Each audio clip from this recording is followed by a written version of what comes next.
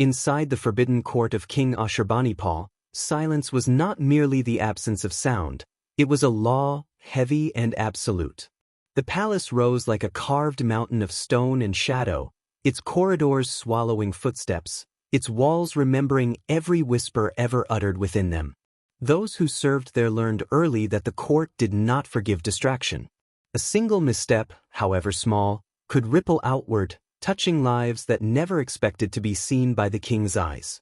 Ashurbanipal ruled from a throne shaped by conquest and scholarship alike. He was known beyond the palace as a collector of tablets, a guardian of ancient words, a man who believed knowledge itself was a form of power. Yet inside the court, knowledge was dangerous. To know too much was to be noticed, and to be noticed was to stand closer to judgment. Courtiers moved with measured grace, servants lowered their gazes, and the women of the inner chambers learned to listen more than they spoke. The court was divided not by walls alone but by rules that were never written.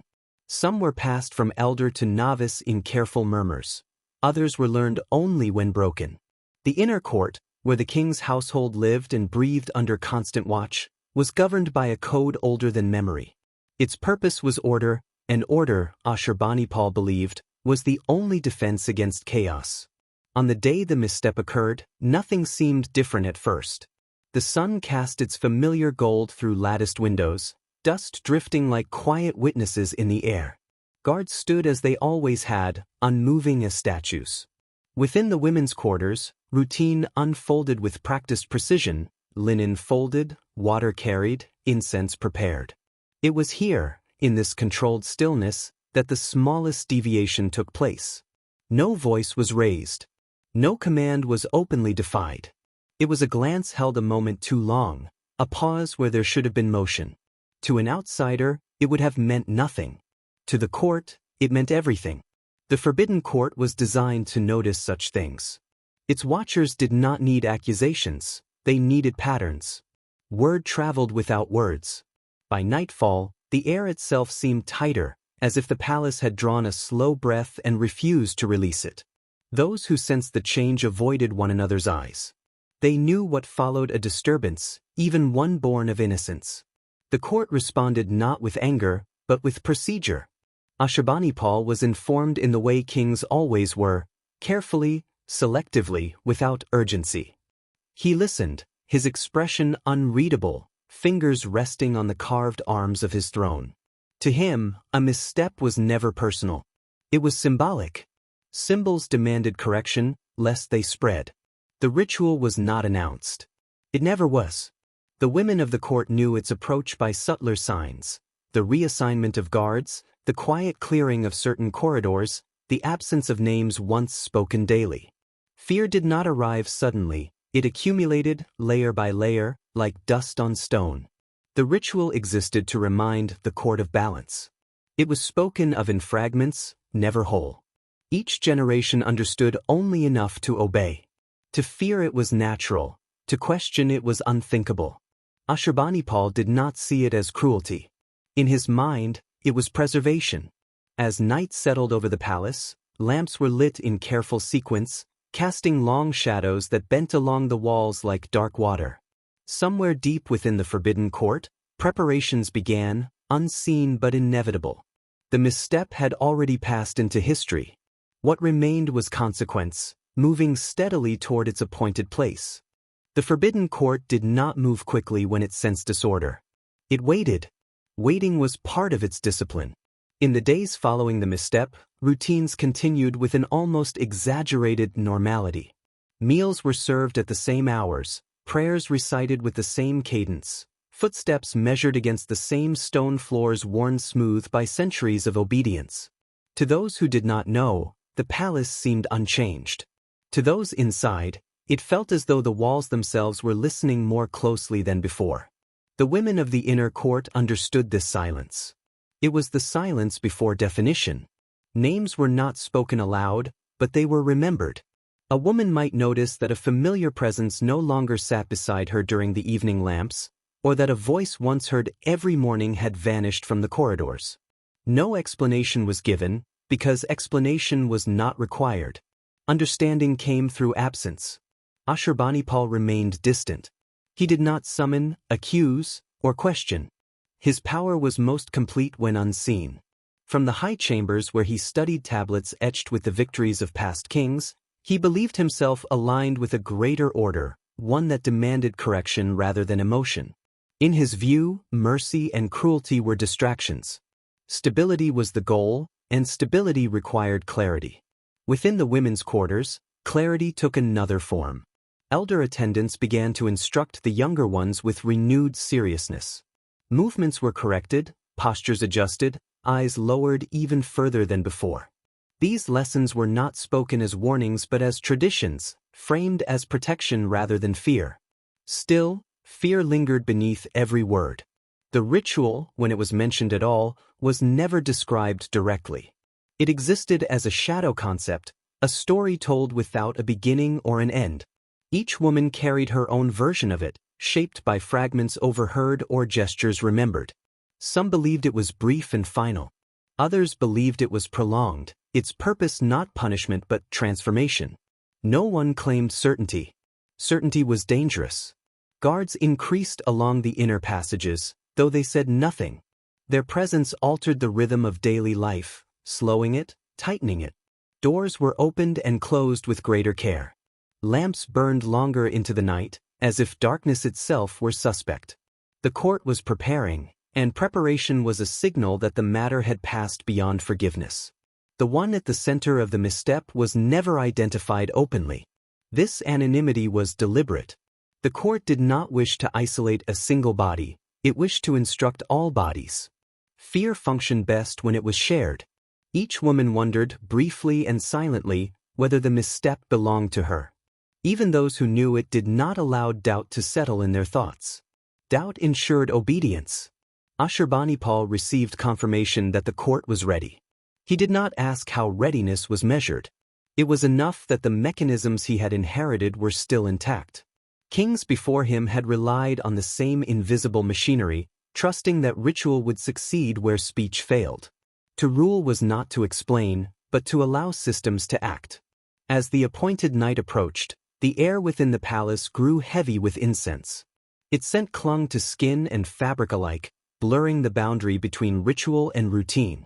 The women washed and dressed as instructed, unaware of whether the garments they wore were ordinary or symbolic. The court favored ambiguity. Ambiguity discouraged resistance.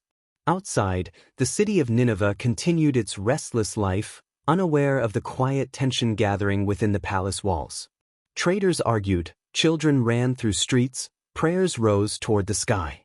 Inside the forbidden court, the world narrowed to corridors, glances, and breath held too long.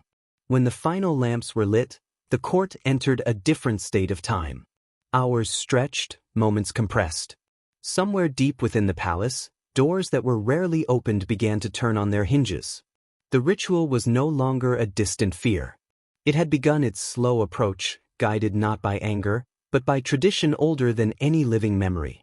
Night settled fully over the forbidden court, sealing it away from the outer world. Within those walls, time no longer followed the rhythm of the city beyond. The lamps burned with steady patience, their flames reflected in polished stone and bronze, multiplying the sense that unseen eyes watched from every surface. The court preferred witnesses that could not speak. Movement was carefully guided. The women were led through passages they rarely used, corridors narrower and older, their walls carved before Ashurbanipal's name had ever been spoken. The air there was cooler, carrying the scent of stone and long-extinguished fires. No one asked where they were going. Questions had no place in this part of the palace. The ritual did not announce itself with drums or proclamations. Its power came from restraint. Each step was taken in silence, each pause deliberate. The women understood that this was not a moment meant for emotion. Fear was expected, but expression was not. The court demanded composure even as it tested loyalty. Those who guided the procession were not guards, but attendants whose faces revealed nothing. They had performed this duty before, though no record named them as such. Their authority came not from rank, but from familiarity with the process. Familiarity, in the forbidden court, was a form of control. Ashurbanipal did not attend in person. His absence was intentional. The ritual did not require his presence to carry his will. It had been designed to function without the king's gaze, reinforcing the idea that his authority extended even where he was unseen. In this way, the court taught that power was not confined to the throne. At the heart of the inner chambers lay a space rarely entered, circular and enclosed, its ceiling lost in shadow. The women were arranged according to an order that was never explained. No name was spoken aloud. Identity dissolved into position. This, too, was part of the design. The ritual was not about one woman, but about the court correcting itself. Silence deepened. The absence of sound pressed against the mind, amplifying every breath, every shift of weight. The women became acutely aware of their own presence, of how easily it could be altered or erased. In that awareness lay the lesson the court sought to teach. The attendants moved with practiced precision, performing gestures whose meanings had been preserved through repetition rather than explanation. Each action followed another without hesitation, as if guided by an unseen script. The ritual relied on certainty. Any sign of doubt would weaken it. Fear spread quietly, not as panic, but as understanding. The women realized that the ritual was not meant to end swiftly. Its true purpose was memory. Those who witnessed it would carry its impression long after the night passed, adjusting their behavior without being told to do so. Beyond the chamber, the palace remained still. Guards stood unmoving, doors sealed, passages cleared. The forbidden court had turned inward, focused entirely on its own balance. Outside forces no longer mattered. Only order did. As the ritual progressed, the misstep that had begun this chain of events seemed distant, almost irrelevant. What mattered now was reinforcement. The court was reminding itself of its boundaries, reaffirming the invisible lines that could not be crossed. When the first phase concluded, no signal marked its end. There was no relief, no resolution. The women were left with uncertainty, and uncertainty was intentional. It ensured that the lesson would endure beyond the chamber, beyond the night, embedding itself deep within the life of the court. The forbidden court understood that endurance shaped obedience more effectively than force. After the first phase of the ritual, nothing was explained and nothing was concluded. The women were guided away from the chamber in silence, their paths separating without ceremony. No one knew whether what they had witnessed was the entirety of the rite or merely its beginning. That uncertainty followed them like a second shadow. Sleep did not come easily that night. The palace remained quiet, but it was a living quiet, charged with meaning. Every creak of wood, every distant footstep echoed longer than it should have. The women lay awake, staring into darkness, replaying fragments of the ritual in their minds. Each remembered detail shifted slightly, shaped by fear and imagination. The court depended on this distortion. Memory, once unsettled, became a tool. At dawn, routine returned as if summoned by command. Water was carried, fabrics smoothed, incense prepared. The court demanded normality not because nothing had happened, but because something had. To acknowledge the ritual openly would weaken its power. Silence preserved it. Ashurbanipal received word that the night had passed without disruption. He nodded, returning his attention to the clay tablets before him. To an observer, his calm might have seemed indifference. In truth, it was confidence. The ritual was working as intended. It required no further intervention from him. A system that needed constant supervision was, in his mind, a failed one. Within the women's quarters, subtle changes emerged. Movements became more restrained, voices softer. Glances that once lingered now fell away quickly. Even those untouched by the ritual altered their behavior, guided by the shared understanding that boundaries had been reinforced. The court had achieved what it sought, collective correction. The woman whose misstep had begun the process remained unnamed. She was neither singled out nor publicly diminished. Instead, her presence seemed to fade, absorbed into the background of the court. This, too, was deliberate. Erasure was more instructive than spectacle. It warned without provoking sympathy. Elder attendants watched closely, noting the adjustments taking place. Their role was not to punish but to maintain continuity. They had inherited these methods from those before them, just as Ashurbanipal had inherited the throne. Tradition, in the Forbidden Court, was the highest authority. As days passed, the fear did not vanish. It settled into something quieter, something more useful. It became caution. The women learned to anticipate the court's expectations without being told. They learned that safety lay not in innocence, but in invisibility. The palace itself seemed to approve. Its rhythm stabilized, its tensions eased. Ashurbanipal's reign depended on such balance. Conquest secured borders, but order secured longevity. The Forbidden Court was his instrument for maintaining that order where laws could not reach. Yet beneath the restored calm, something remained unsettled. The ritual had done its work, but it had also left a mark. The women understood now that the court did not merely observe behavior, it shaped identity. To belong within those walls was to accept transformation as inevitable.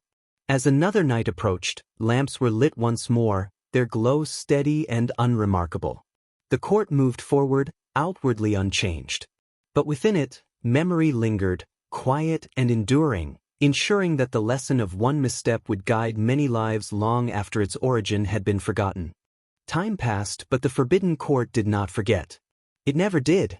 What it released was noise, not memory. Days blended into one another, measured by ritual tasks and unspoken rules.